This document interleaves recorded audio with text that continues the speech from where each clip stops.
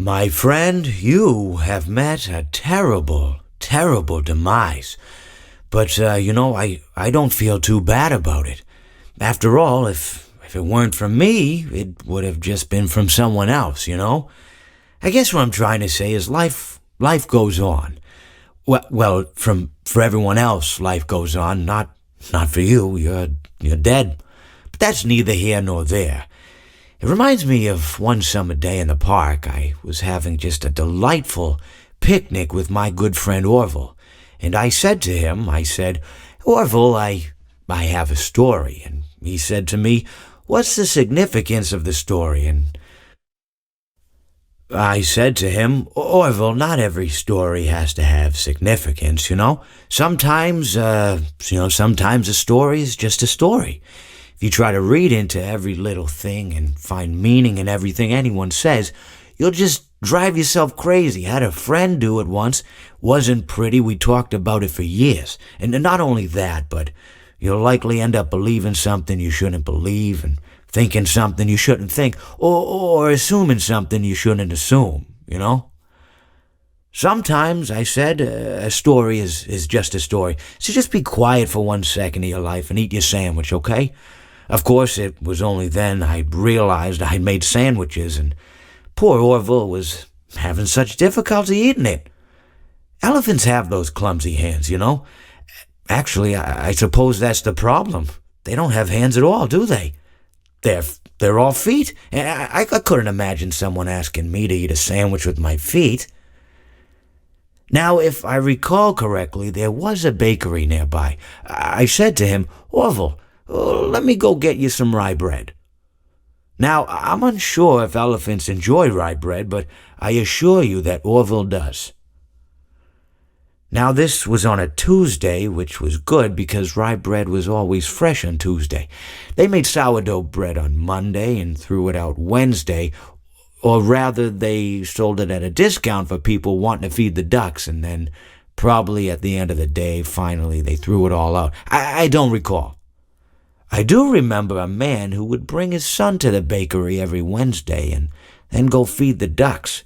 He would buy all of the sourdough bread. Of course, you're not supposed to feed the ducks sourdough bread at all. It swells up in their stomach and then they all die. At least that's what I've heard.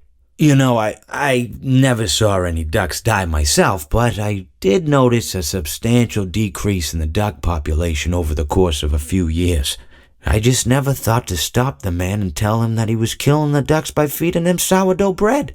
And if you want my opinion on the matter, and I told Orville this as well, if you want to feed ducks, or birds, or any kind for that matter, it's best to buy seed. I mean, when you think about it, breads of any sort don't occur in nature. They don't grow on trees or spring up from the bushes. I don't think birds know what to do with bread. What was I saying? Oh, yes. So I bought Orville some rye bread. What a fine day it was.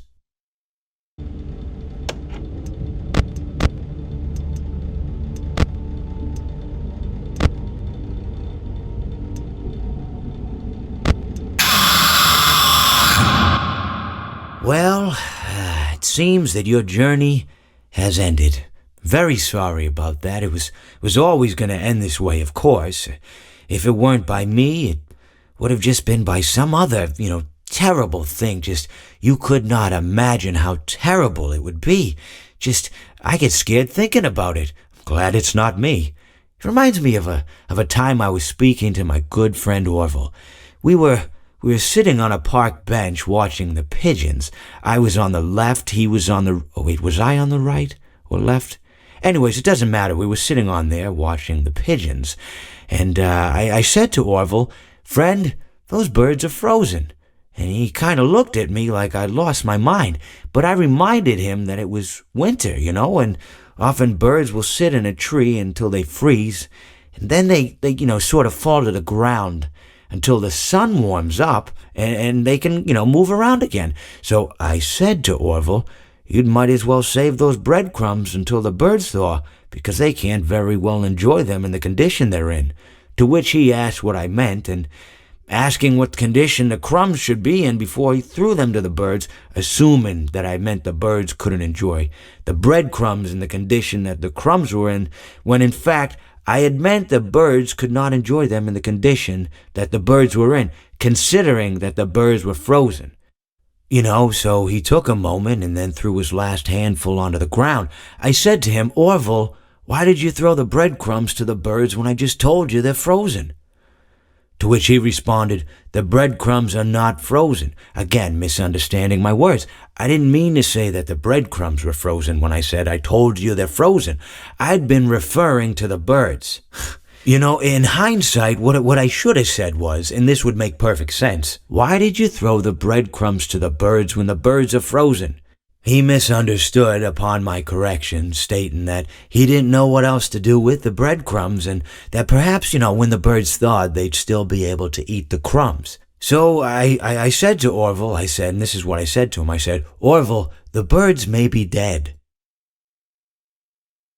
It seems that you have met a horrible demise, my friend, but, these things happen and life goes on. Not for you, obviously. You're dead. But it reminds me of a time I was having a conversation with my friend Orville. We were where were we? I think we were by the river. We were sitting by the river and watching the fish leap over the falls. And I said to Orville, sometimes I feel like a fish leaping over and over again, always trying to get somewhere, though I don't know where, only to find myself in the jaws of a beast. He, of course, looked at me, surprised, "Have you been in the jaws of a beast, friend?" To which I said, "No, of course not, Orville." I said, No. I simply meant that life can seem like a relentless endeavor to overcome meaningless obstacles, only to meet an equally meaningless fate, regardless of your efforts, regardless of the obstacles you've passed. And Orville, he stood and proceeded to drape me with a picnic cloth, to which I asked him, I said, "Friend, what are you doing?" He looked at me very concerned, really. "I feel like you've gotten too much sun." Indeed, indeed I had. He proceeded to pour me a glass of just ice-cold lemonade. Ooh, you ever mix it with iced tea? You do like a little half lemonade, you should try it some. Well, you can't because you're dead. But anyways, so you may be asking yourself, how did I go from sitting by the falls and drinking lemonade to being wedged in the air duct? Not only with Orville, but with an entire assortment of fruity-colored friends. Well, there's really no good answer to that, but perhaps I met a demise of my own at some point, and this is my afterlife or my dream, whatever it might mean. I honestly don't know. Or maybe it doesn't mean anything at all. Maybe it doesn't mean anything at all. It seems that you have met your end. What a pity. I don't feel too bad about it, though. After all, if it weren't me, it would have just been one of the others, I guess. I'm honestly just glad to be out of those air ducts. It's not easy for a hippopotamus to fit up there, and not easy to get down either, and not as young as I used to be, as you can see. I used to be able to do all sorts of things. You're young, you're vibrant, you have that sort of pep in your step. It reminds me of a conversation I was having with one of my good friends, Orville. We were having a nice picnic one day. I believe it was summer. No, perhaps it was it the fall? Yes. It was the fall because the leaves had turned already. But I said to Orville, I says, "Orville, I have a story to tell you." And Orville looked at me, kind of odd and said, "What's it about?" I said to him, "Not every story has to be about something, Orville. Sometimes a person just wants to talk. Why does everything have to be a story?" I said to him.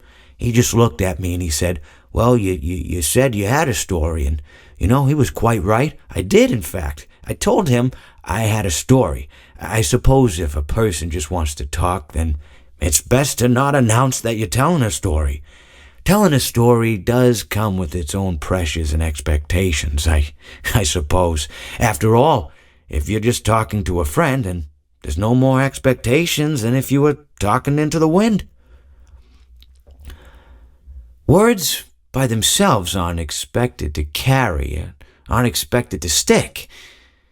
But if you announce you're telling a story, well then, there'd better be a point to it all, No one wants to sit and listen to someone ramble on and on and on with absolutely no end in sight. So, it's good to be mindful that when you tell someone that you're about to tell a story, that you have something to say. Telling someone that you're going to tell them a story is tantamount to asking them to stop what they're doing and pay attention.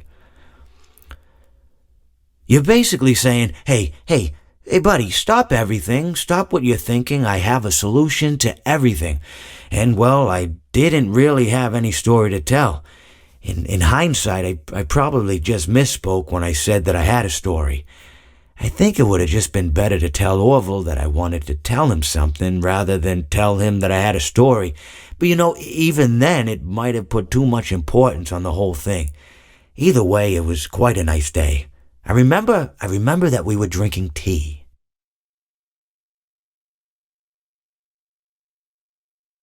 I am the candy cadet. Come get your candy here. I have candy all day, every day. Candy, candy, candy. Now I will tell you a story about a kind man who would visit 5 orphans and bring them toys and gladness.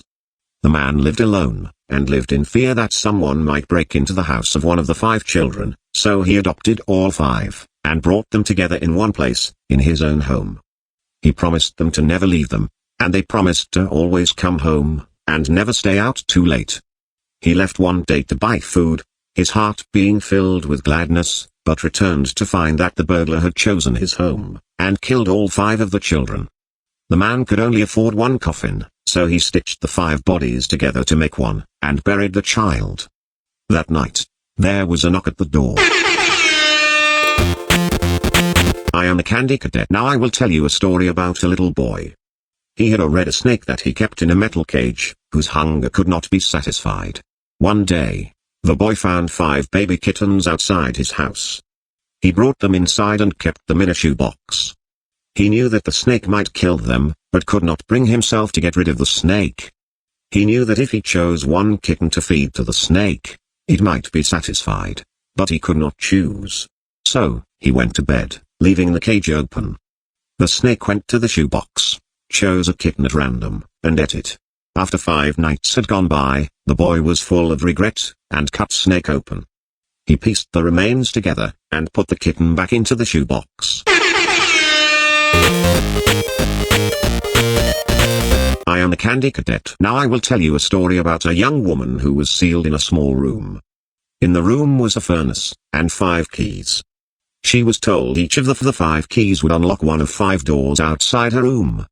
Inside each room was a child that she could take with her as she fled the building. But she was only allowed to leave her own room with 1 key, not all 5. Desperate to find a way to save all 5 children, the woman melted the 5 keys together in the furnace to create a single key, hoping it would unlock all 5 doors. Of course, it did not work that way. Now her key opened none of the doors. Rather than leaving her room with a key to 1 life, she had taken with her the key to 5 deaths.